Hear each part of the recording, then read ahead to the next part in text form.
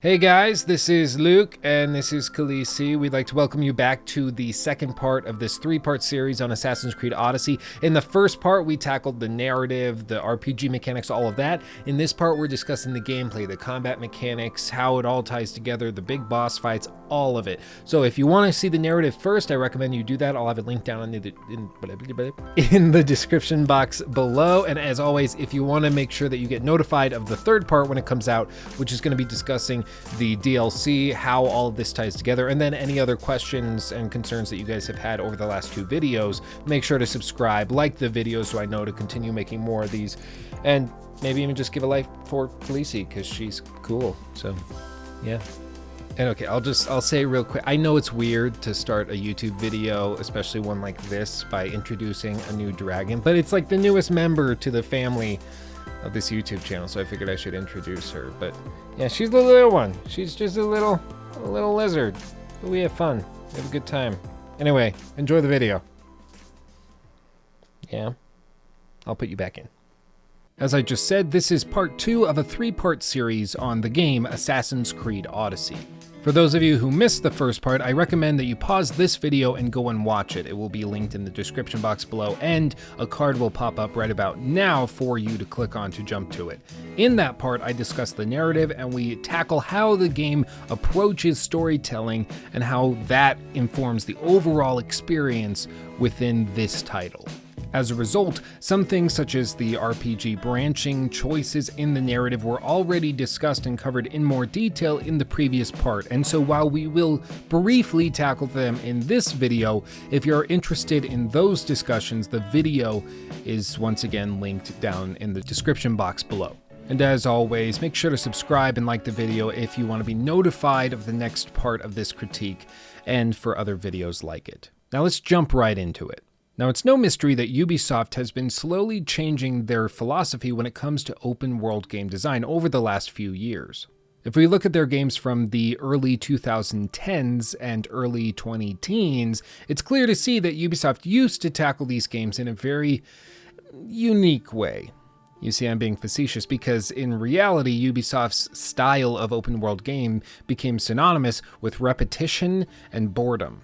For instance, let's look at a game such as Watch Dogs. Watch Dogs is good in some ways and certainly was a unique idea initially, but it is no mystery to anyone who has played the game that many elements of its design were grossly mistaken. What I mean is that when a game designer is deciding how they're going to structure the overall experience, it's important that every choice reinforce the experience you're trying to deliver. I know that it sounds very simple and even obvious, but you'd be surprised how often this very obvious thing is completely disregarded or simply can't be achieved given the resources available. An example being, if you are a mercenary-style character who's trying to exact revenge upon some evil character who harmed somebody within your family, you need to make sure that the overall experience, the gameplay, the narrative choices, and the morality encased in those all reinforce the overall idea and feeling and emotion that you're trying to convey to the audience. Now, if you were paying attention to my brief description there just a moment ago, you'll realize that this has been the plot for roughly 4, at least that come to mind, of Ubisoft's most recent RPG open world games. You play as a rough-and-tumble mercenary, which justifies all of the gameplay expertise that your character has in the form of fighting, dodging, climbing, running, all of these things that are not within the realm of possibility for most people. You're also trying to exact revenge upon some evil force, which justifies all of your actions and provides just enough justification for you to go through the rest of the game over the course of the next 20 to 80 hours, exploring the world trying to hunt down these quote-unquote evil people who are bad because they happen to know or work with the guy who did something messed up. It's a simple recipe, and for the most part, it works really well. As I said, we're not going to be tackling the narrative super in-depth in this video, as I've already done that in the last video. Rather, I'm telling you this so that we can frame the overall discussion around gameplay properly. Now, every game has problems. Watch Dogs has had its problems, and every Assassin's Creed title has had its share of problems. I'm not here to directly compare and contrast and criticize one game over the other, because that's not what this video is about. Instead, we're tackling one specific game and trying to tear it apart. The reason that I'm talking about Watch Dogs is so that we can discuss where Ubisoft was and how far they've come. With Watch Dogs, you have a very stiff protagonist who's exploring a world that is fairly uninspired, very monotonous, bland, and uniform across the entire map. And more importantly, the gameplay, while fun initially with the gimmick of being able to hack into all sorts of different things from lights to steam machines to cars to security guard terminals, all of these things can create some very interesting situations for the player, but over the course of the game it started to wear thin because it wasn't backed up in the rest of the game. It wasn't backed up in the narrative or in the music or in the character acting. None of it reinforced the experience. It was incredibly jumbled, and as a result, players had this disconnected feeling while they were playing the game, especially near the end. Now, all of this brings us to the question, what exactly has Ubisoft changed over the course of the last few years, the last few entries of the Assassin's Creed series, and other games such as The Division and Watch Dogs 1 and 2? What have they done to change that formula to improve it based on the criticisms we have levied against them? Well, to me, it seems quite clear that the one major change that they have made is that they're moving away from a collectathon style of open world design towards a more interactive and dynamic style of open world. What I mean by this is previous Assassin's Creed games, such as even Assassin's Creed 2 way back in the day, had collectathons. So you would go through and you would have to collect all of these feathers and do all of these crazy obscure things in order to reach completion. That was what a major element of the content within the game was hunting down these unique items that you could only get in certain locations. Move all the way up to 2015 with Assassin's Creed Syndicate, and this is still true, although different. They've learned to slap a new coat of paint on it, but you're still chasing floating pages through the air. You're still doing all of these things that are very monotonous and tedious, but it's more content and it burns up lots of gameplay time, so you should be happy about it, right? Well, I and many players said no, and Ubisoft seemingly heard, because with Assassin's Creed Origins and Assassin's Creed Odyssey, both games revolutionized the formula and mostly dumped this. Now, I say mostly because it depends on how you define collectathon as to whether or not these games fully shed the constraints and bounds of collectathon game design, because certainly there are still a variety of dynamic quests which you could say in a way serve as collectathon materials. They're very shallow and they just repeat and they are very monotonous, but they're more content, so you should be happy about it. Certainly that's still here, but we also need to look at what has been added into the formula in addition to all of these things. For instance, Assassin's Creed Odyssey and Origins both rely heavily on side quests. For instance, back in 2017, when they were preparing to advertise for Assassin's Creed Origins, the game's director, Ashraf Ismail, said many times that they wanted to tackle side quests in a way very similar to that of The Witcher 3. Now, don't worry, I'm not going to be making a comparison or doing any of that crap. Rather, I just want to point out that this philosophy has carried through all the way to Assassin's Creed Odyssey, specifically the design choice that every single side quest should be motivated by a story. And if you play Assassin's Creed Odyssey, you will realize this is the case almost immediately. In many open world games, you're told simply to do something because the character wants you to do it, or you'll be given some lame explanation that, oh, well, my mother needs berries, so you should go and collect them, or, oh, a settlement needs our help, go and help them out. Things like that, which you could say is a story, but it isn't. It's completely missing the point. Rather, what is meant by informing a side quest with a story and having a story to tell within that side quest means that from start to finish, there's a character that's unique in the world who's living their own life and is trying to expand upon their prospects or enact some action upon the world or other characters within it, and they need your help to do so. And over the course of the side quest, you get to participate in that experience, so you go from point A to point B with the characters within the quest.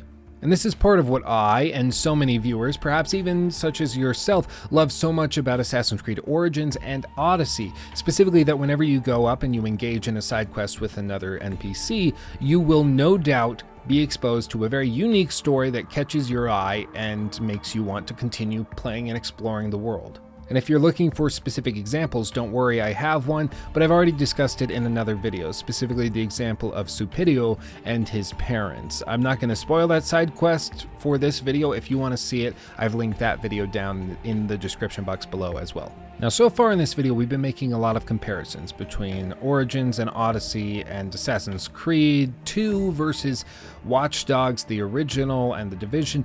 All of this has been building up to the basic distinction between those games and the new guard of Ubisoft open world games. Whether you or I or somebody else on this planet likes it or not, Ubisoft has fundamentally shifted the way that they are designing these games. Assassin's Creed Origins and Odyssey are nothing like Assassin's Creed Unity, Assassin's Creed 3 and 2 and Rogue. They are fundamentally different games. For some people, that's a very good thing. For others, it's depressing because they miss those games. But what you can't argue is that the games are fundamentally different. Now, out of full transparency, I will tell you straight up, Assassin's Creed Odyssey and Origins specifically are games in the style that I greatly enjoy. Open world narrative, exploration-based RPGs that have tons of content that I can lose myself in for weeks or even months on end. Moreover, these are games set in historical settings, which I find greatly interesting, which greatly adds to the overall value of the experience within my mind. For instance, I'm a huge fan of ancient Egyptian history, so much so that even when I was 6, 7, 8 years old, I was reading books on how they mummified the dead in ancient Egypt. Yeah, I was that kid. Now, is all of this to say that I don't have my qualms with the games or that I don't have my issues with the gameplay design or some of the choices that they've made in these games? No, absolutely not. I do have my issues with the games and they are by no means perfect. But rather, I'm just trying to be completely transparent and tell you that I enjoy the way that these games are headed. Yes, I enjoyed the previous games such as Assassin's Creed Unity and Syndicate and Rogue, but those were games for their time. We've evolved, as has the entire industry, and it's time that Assassin's Creed evolved with it. Now, one of the common accusations levied against Assassin's Creed Odyssey is that it's simply a reskin of Origins, and the people that levy this accusation, I would say, have not played the game for an extended period of time. While initially they do appear similar, and I will grant you that initially when I was playing the games, I thought the same thing. It seemed to me that this was simply a reskin. After all, these games came out only a year apart. So, you know, how different could they possibly be? But what's become clear to me over the course of playing this game for dozens upon dozens upon dozens of hours is that this game is the evolution, and more than anything, this is where Origins was trying to go. This is the game that Origins was setting the stage for.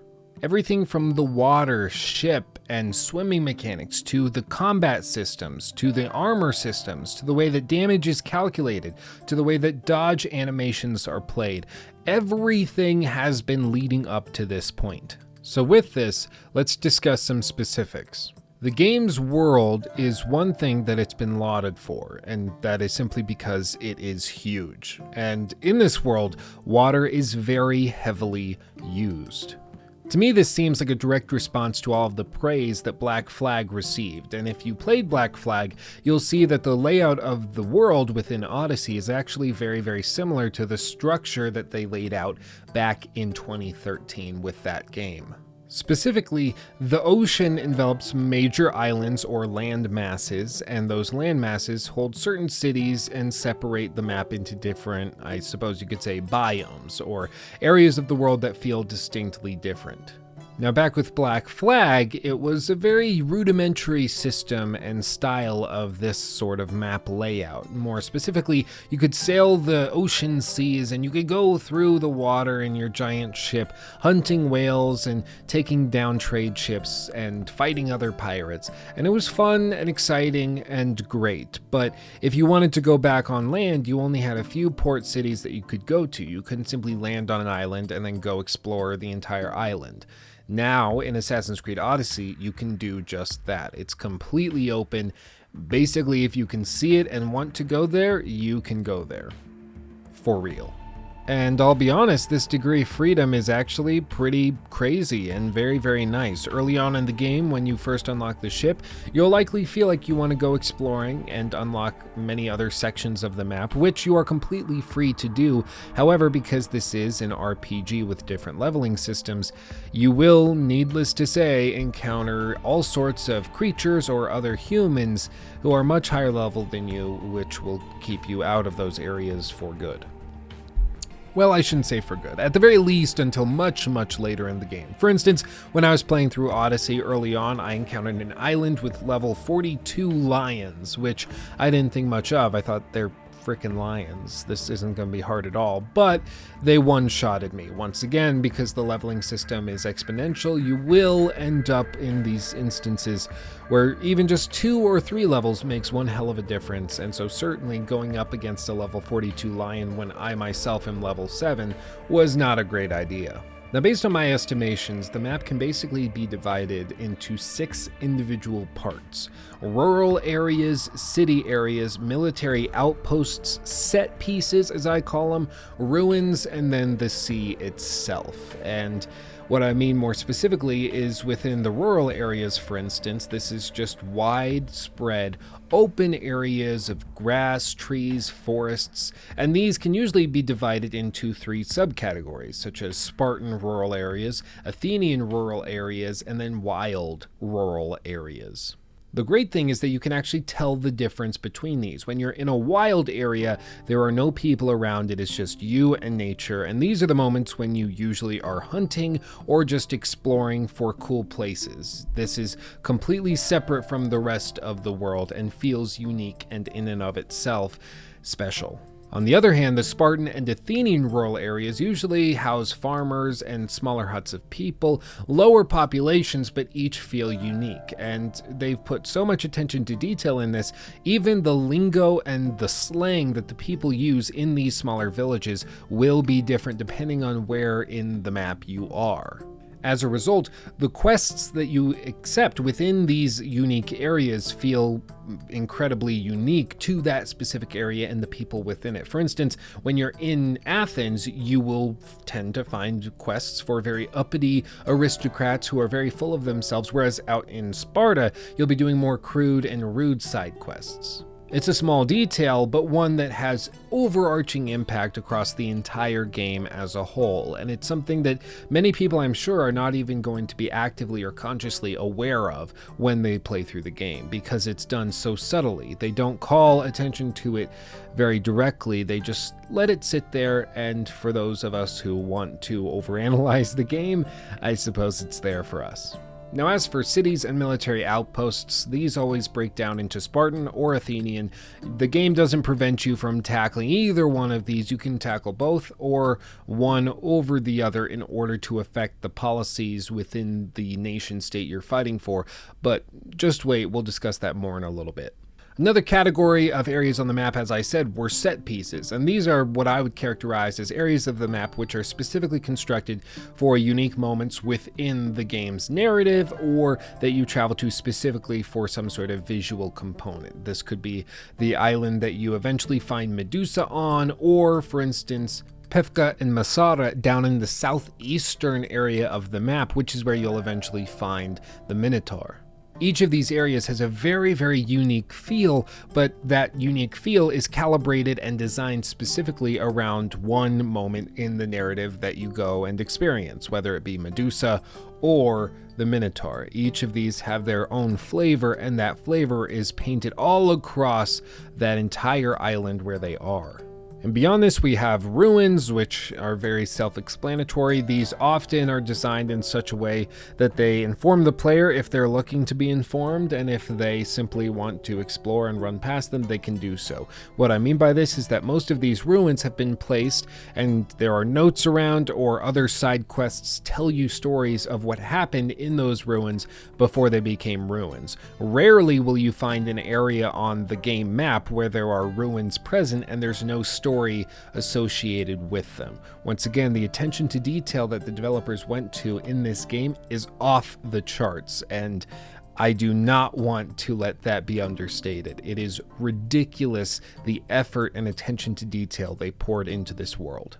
And lastly, the other element of the map is the sea, which is such a massive component of this game that you can't ignore it. In fact, when we're discussing this open world, we have to also discuss how you navigate it. In Assassin's Creed Origins, you were basically relegated just on your horse. You had to ride around everywhere, and if you wanted to go from one end of the map to the other, you had to set your horse on the auto ride mode, and then you just sat back as you went and grabbed a beer, or, oh right, we're supposed to be advertiser friendly. You go and get an apple juice and chillax while your horse does all of the work. Whereas in Assassin's Creed Odyssey, it's much more active than that. The way I like to think about it is when you're exploring on your horse, it's a sit back sort of exploration of the world, which is fine and occasionally necessary, especially as you get later in the game and you've seen most of the things that you'll be passing. But when you're on the sea, it often is a lean forward type of experience as opposed to the laid back experience. Because when you're leaning forward, you are intently focused on what's going on, especially as you explore the game world and there's other ships that are coming in and are aggressive towards you. You have to be actively attempting to control your ship and defend yourself, and you can't just mentally check out. It's a much more active style of gameplay, which I think is very, very good. It's subtle, but it's important. Now, a lot of improvements have been made to the overall traversal mechanics, such as the free running and the horse riding. It's all much more responsive and intelligent this time around. I rarely felt as though the character was doing something I didn't want them to do, which has been the age-old problem with these games, is that they constantly feel as though it's you versus the controller. Whereas in this game, it feels like you are an extension of the controller, or perhaps vice versa. However, I still feel as though exploration often can become monotonous, specifically because when you're exploring certain areas of the map and you feel as though you're bouncing all around, it isn't as interesting as it could be, mostly because the game allows it to be uninteresting.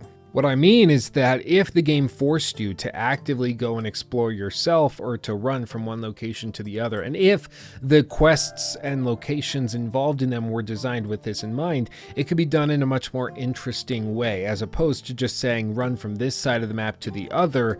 You can either take your boat there, or you can run there, or you can ride your horse there, or you can just fast travel there. They give you all of these outs instead of specifically calibrating an experience for you to make sure that it's interesting and intriguing. Now, the issue with this prognosis is that inevitably somebody down in the comment section below will be saying that this is removing player agency from the equation. And yes, that is correct. When you remove player agency, usually it has to be for some specific purpose. For instance, when you remove the ability to make choices in a narrative, usually you are replacing that choice with a strict narrative that you control, that you hopefully can polish and refine into something better. All I'm saying is that navigation can work the same way. If they can make it so that exploring an island doesn't feel as though it's just a wandering fest, but more specifically feels as though it's a guided and polished experience specifically calibrated for that island in that moment, then the players will not ever feel as though they are grinding from one end of the map to the other, but rather feel as though they're exploring a world that deserves to be explored. Now, while we're discussing navigation, it's important that we discuss fast travel and the way that it works. In Assassin's Creed Odyssey, these fast travel points are based off of synchronization points that you find as you explore the world. You know these are the points that have been in the games for years and years, where you climb up on top of some tall structure and then tap E or Y, and then the camera swoops all around them while playing dramatic music, and it's supposed to increase synchronization with the animus or something. And then it also doubles as a fast travel point, at least in this game. Now, initially I didn't think that I had a problem with this. However, as I explored the world further and further, I repeatedly had the experience where I would find some new island, I would explore it, loot it, do something cool, and then I would leave without synchronizing at that point, because after a while you feel as though you've synchronized everywhere, so it simply skips your mind, and as you continue to explore the world, you realize only later that you've been to that island, but you didn't synchronize with it. So if you need to go back there for some side quest, you have to sail all the way back instead of simply tapping the fast travel button, which I recognize sounds as though it's a contradiction with something I previously said, so let me address that. As I previously said, when Ubisoft gives the player these outs when it comes to traversal, it seems as though it dumbs down the experience, or as though it makes it simpler or easier and therefore more boring and monotonous, and it feels more like a grind when you are spending most of your time going through load screens to fast travel across the map as opposed to traveling there yourself. And that still holds true. However, with this map, because we are using fast travel points, it can't be denied that the way that those fast travel points were implemented caused some issues. Now, I have no doubt that they probably experimented with other forms of synchronization or fast travel points. For instance, on most islands, there's multiple zones that you explore as you go throughout the island from point to point. And this is how the map changes from this sort of illustrated view to the full satellite view, if you will. I wonder what would be wrong with just allowing fast travel to a zone that you have previously discovered and explored. It seems as though that would be simple enough, especially if you're going to encourage fast travel anyway with the way that you're structuring your quests. Why not just embrace it and allow people to fast travel wherever they want? Well, I'm sure that they felt as though this was too freeing, and it would make it so players felt as though they were just exploring and never had any sort of interaction that unlocked the island or that specific place in some notable way. Simply running around unlocked it for them effectively. And of course, without seeing that alpha build, I can't say definitively whether it works or doesn't work, or whether this could improve the exploration experience or cause it to have more issues. But what I can say is that many other games don't even bother with some sort of notable moment where you unlock the ability to travel to somewhere. Whether we're looking at Red Dead Redemption 2 or The Witcher 3 or even Skyrim, in these games you just explore, and by exploring the world, you gain the ability to travel there. The most extreme example being with Red Dead Redemption 2, where you don't even necessarily need to travel to a location in order to travel there because of their stagecoach mechanic. Effectively, all I'm saying is that if Ubisoft is going to commit to one of these options, they need to commit to it. You can't have it both ways. If you're going to try to encourage players to explore the map in an in-depth and intense way, where they're going through in the same styling as a Red Dead Redemption 2, traveling on foot and horseback, you need to make sure that that is the experience you are trying to force players to experience. And once again, forcing players into an experience is not inherently a bad thing, as long as that experience is good. And on the other hand, you need to make sure that if you are giving players the utter freedom to fast travel from location to location in order to complete quests, that you make it as convenient, fast, and easy to do as possible, so that it doesn't feel as though you're spending the majority of your gameplay time on load screens as opposed to actually playing the game. But I suppose that's enough about traversal and navigation. I think what most people are interested in hearing about is the combat, which is definitely fair.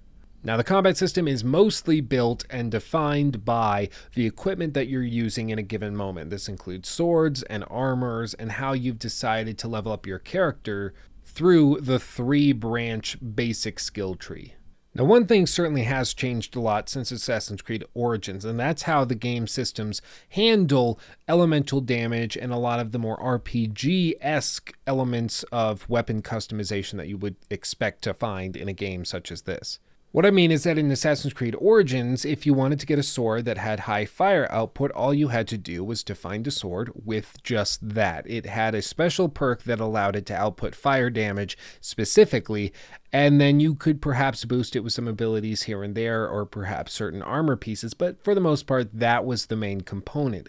In Assassin's Creed Odyssey, however, it's changed a little bit. Certainly you have weapons that do give fire perks and boosts, but if you want to have that specifically on your weapon, you need to make sure that you use what they now call engravings, which work sort of in the same way as The Witcher 3's runes, where you can customize it and swap them out depending on what you're building in that exact moment. Personally, I like it, but it is an adjustment if you're coming from Origins. Origins sort of does all of that for you. Odyssey, you have to be a little bit more proactive in how you customize and build your character. I won't spoil exact details, but in my experimentation, it seemed as though fire output was heavily spammable and was very, very easy to borderline break, especially later in the game against some of the end game bosses. I actually found myself questioning whether or not I had the difficulty on the proper setting because the fights seemed to be too simple when you had high damage exploitation enabled in your build. It's a small detail, and it's something that's actually really common in games, that elemental damage buildups feel as though they're breaking it. This is true in Monster Hunter World. This is true in even a game as simple as South Park: The Stick of Truth. Now, all of this leads us to also discussing the leveling system, which obviously is very closely tied to the combat, because your leveling system seems as though it has a direct impact on the damage calculation, and then of course also your overall health output, in addition to your defense from incoming attacks. Basically, your level is directly tied to your survival in any sort of physical confrontation, which makes sense, but it depends on how it's implemented. Now, in Assassin's Creed Odyssey and most Assassin's Creed games, they employ what is known as a dynamic difficulty slider, which, if you've watched this channel at all, you probably know is one of my major pet peeves. I hate dynamic difficulty sliders in games. In my eyes, if you're going to play the game on hard, you should commit to playing the game on hard, and you shouldn't have the option to slide it around. The only reason they give you the option to slide it around is because they're worried that the game won't be balanced in certain moments. And I fully recognize that that's a very dumbed down view and perhaps inaccurate. I just hate it, okay? I'm allowed to hate stuff. But this all ties back together to a criticism I made while we were discussing navigation. When you give players an out in a difficult situation or a frustrating situation, they will inevitably take it. So for instance, if you chose to play the game on hard in the opening sections of the game, and as you explore the world, it seems as though hard is a good difficulty for you, but eventually you run into a boss, which is really, really difficult, and you feel as though your build just isn't suited for them. Instead of giving the player the ability to properly rejigger their character so that they could properly tackle this boss and feel as though they were kings and queens once they got through it, instead Ubisoft decided to just give you the ability to slide the difficulty down to easy, where the calculation would become such that your character was completely overpowered against that particular fight, making it much more easy to win. So even if your character were built in the complete opposite way and everything he was doing had no effect upon the boss that you were fighting, you still had a way to get through it. And to me, that's very, very frustrating, because if you're going up against a boss that has high defense against blunt weapons, players should look at that and then alter their approach to that boss fight. The moment that you decide you're going to coddle a player for being ill-prepared or for not taking the necessary precautions and preparations for fighting a boss, that's when the whole boss fighting system starts to fall apart, because once a boss is no longer a boss and can be instantly nerfed with a few button presses, it loses all meaning. And I know what you're thinking, why don't you just not alter the difficulty? And certainly I didn't alter the difficulty when I was going up against those bosses, but it was clear that the game was designed in a way where they expected you to do that if you started to have a difficult time with a boss fight. They didn't give you the ability to go back through and reconfigure your character. An example being that when you go up against most bosses in the main story, you will reach a checkpoint, and once your character dies against that boss because they're very difficult, you will simply reload at that checkpoint, going right back in. You don't have time to go and redo your armor or to start outside the tent and try to redo it. The only exception to that rule is in these large nation-state battles that you can find yourself participating in, which are some of my favorite moments in the game because you can go up, tackle it, see if you can handle it, and if you can't, they spit you back out at the very beginning before any of it takes place, and you can go and start from square one. Whereas in the narrative, if you go after a boss and you aren't properly leveled to it, you can either load a much earlier save file and try to go back through all of the sections you just did with a higher level character after grinding a little bit, or you can go and simply lower the difficulty, get through the boss, and then alter your character. It's very clear they had one of those in mind as the intended option. What makes this very aggravating is if you're going through the game on a harder difficulty, the leveling discrepancy that you can experience the world with is much lower. So for instance, in my testing, it seems as though the easier difficulties you could usually get through a mission if it were 4-ish levels higher than you. You could still do it. It might be difficult. It might take some chopping away, and the bosses and characters might feel as though they're damaged sponges, but you could still do it. As you go up to the normal settings and the harder settings, that decreases from 4 to 3 to 2, and once you get to the harder levels, or even the hardest difficulty, it feels as though you absolutely have to be the same level as the opponent you're fighting, or perhaps even a level or two above the character that you're fighting in a given moment in order to stand a chance.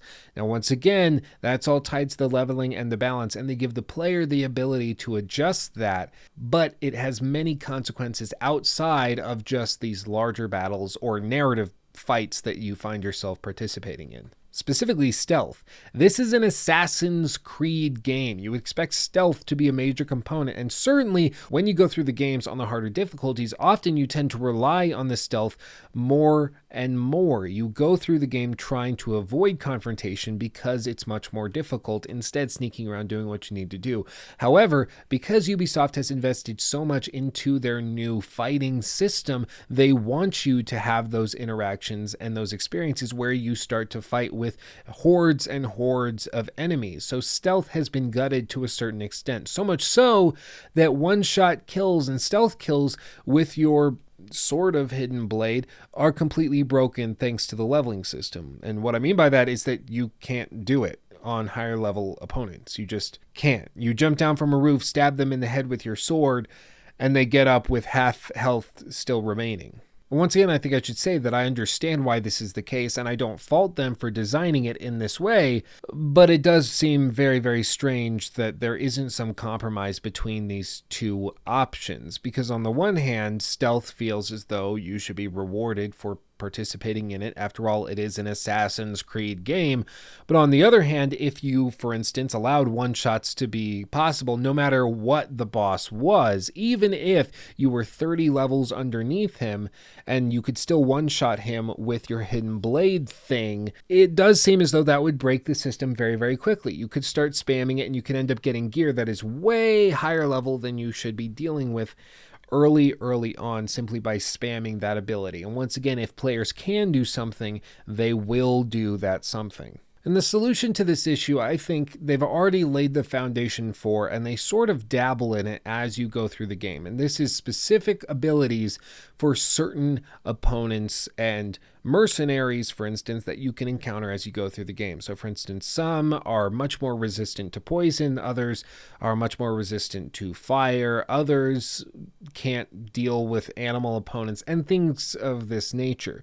This is similar to, for instance, Shadow of Mordor, which had the same system with the Nemesis system, where you had unique characters that you were fighting against that each had their own unique fears or abilities, immunities, and you had to tailor your approach according to them. Sure, some people were easily spammed and you could get through them quickly, but others led you to dealing with them in a much more complex way, where you had to figure out how to combine their weaknesses into something that was useful. For instance, in Assassin's Creed Odyssey, you could have moments in the game where large, high-level forts had soldiers in it where their helmets made them invulnerable to drops from above. So if you wanted to assassinate them, you had to do it from a bush, or perhaps they were very vulnerable to poisoning within a well or something like that, but you couldn't go and stab them for whatever reason. Perhaps they just would dodge it quickly, and that's something that they had trained. Things like this that would create a much more variable and dynamic experience, as opposed to simply trying to stab somebody in the face and it only dealing half damage. Once again, I think it makes more sense to create more complexity around these things as opposed to simplifying it and then just embracing the faults. The game does employ a cultist system, which sort of acts once again as the nemesis system in Shadow of Mordor, where there's a big collection of different people that each have their own personalities and are doing their own thing, but you only unlock them by finding clues as to their identity by slaying other cultists or by completing other missions and quests as you go through the main story. And it seems to work okay, but once again it leads to a disjointed ending in the game, which I also discussed in the previous part. I honestly wish I could talk more about the cultists, but to be perfectly honest, they just feel as though they are reskins of basic NPCs that are surrounded by a bunch of guards. That's what most of them end up being. A couple of them get some cool cutscenes that play, but for the most part, they're just regular people that run away from you once you find them. It's not really that interesting, it's just tedious. Now, one mechanic that is new to the franchise that I did find interesting was the nation-state battle mechanic, where you are engaging in all sorts of political espionage in order to affect the political outcome between Athens and Sparta. And occasionally they'll have you do things like this in the main story, mostly for demonstration purposes, but when you're on your own, it actually can lead to some interesting rewards, and it can also impact your overall experience in certain areas of the map. If, for instance, you help Sparta, Athenians will become very, very hostile towards you, or they will disappear completely, and you'll end up with a bunch of Spartan soldiers occupying the area while the Athenians are being burned in pyres next to you. Or to the contrary, it'll flip the other way and you'll end up with Athenians dancing around and singing while Spartans are on the outskirts of the town plotting revenge and their next move. Now, I'd hoped that I would find myself doing this a lot and engaging in these systems and battles a lot, but inevitably it just turns into a way of collecting higher level loot, because when you encounter a more difficult battle, specifically with the underdog party, and you help them win the battle, you get higher level loot and more of it than you would if you were just helping out the regular guy. Which is interesting and fun and whatever, but it never feels as though you are motivated to help one side over the other, and if you do, there's going to be major consequences as a result of your actions. It feels as though there's some benefit and perhaps some interaction in certain areas, but it never feels as though the consequences are real, at least for the player character. And honestly, I think this is mostly because they give you complete freedom to go to whichever side that you want to go to. So if I want to fight with Athens one day and Sparta the next, you can do that, and they're not going to stop you. They don't ever seem to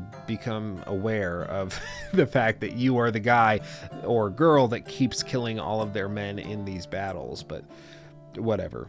Now I suppose we should talk briefly about boss fights, and by boss fights I could talk about the ones in the main story, which are usually pretty fun and have a unique gimmick, but more specifically I want to talk about the very, very end game boss fights, specifically the mythic ones. In Assassin's Creed Odyssey you can encounter the Griffin, a Cyclops, a Minotaur, and Medusa herself, and these are some of, if not outright, my favorite moments in the entire game. Now, I stayed away from spoilers pretty hardcore leading up to my exposure to these characters.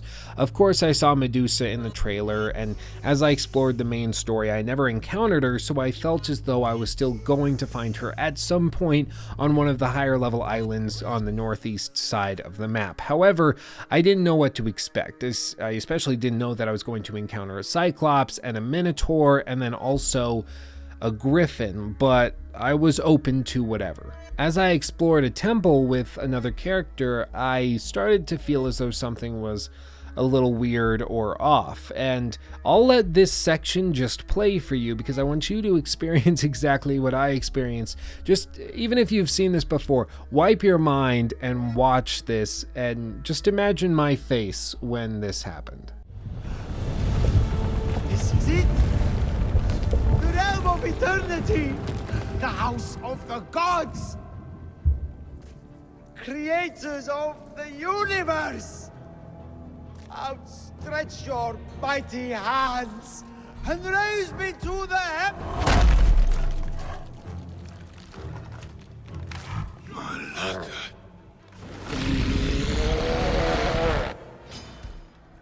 And so it goes from 0 to 60 almost immediately. And even though I've been fighting smelly Greeks for the last however many hours of gameplay, all of a sudden I've been thrown up against a Cyclops who is massive and towering and very, very powerful, and it feels as though I'm playing some sort of God of War Assassin's Creed crossover, and I'm loving it. I think what surprised me most of all is that this boss battle isn't actually that bad. The animations are well done, the hitboxes are good, the movement system is very, very good, the tracking. He even gets to the point where if you're shooting at his eye with your bow, he will cover it up as he runs towards you. It's so well done. It's very, very interesting that we only encounter these characters once. And to be honest, I think that's why these moments are so special in my mind, because they were so unique.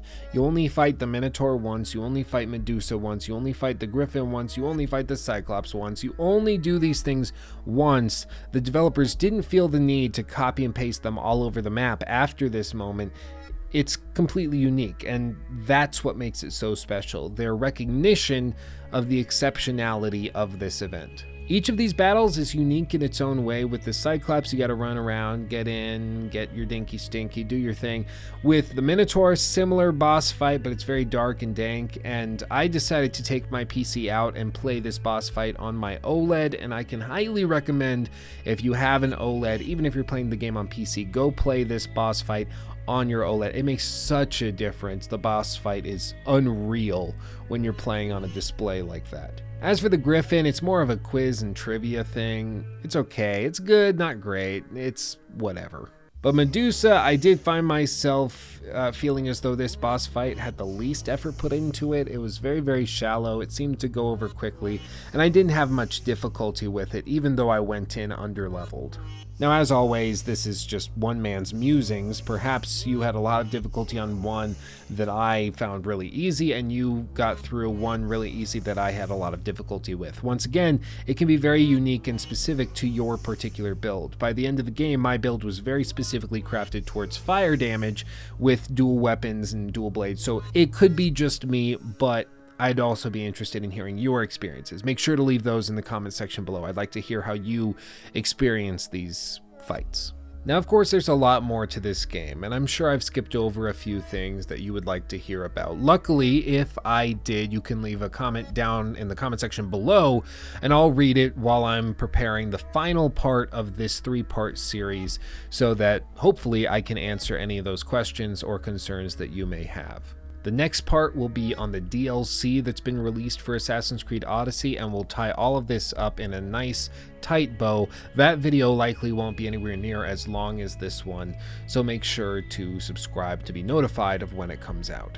Once again, thank you for watching this video. Thank you for helping make all of this a reality. This YouTube channel, this video, my life, it's unbelievable, and I owe it all to you and people like you. So thank you so much for making this a reality. I love you all, and I'll see you in the next video.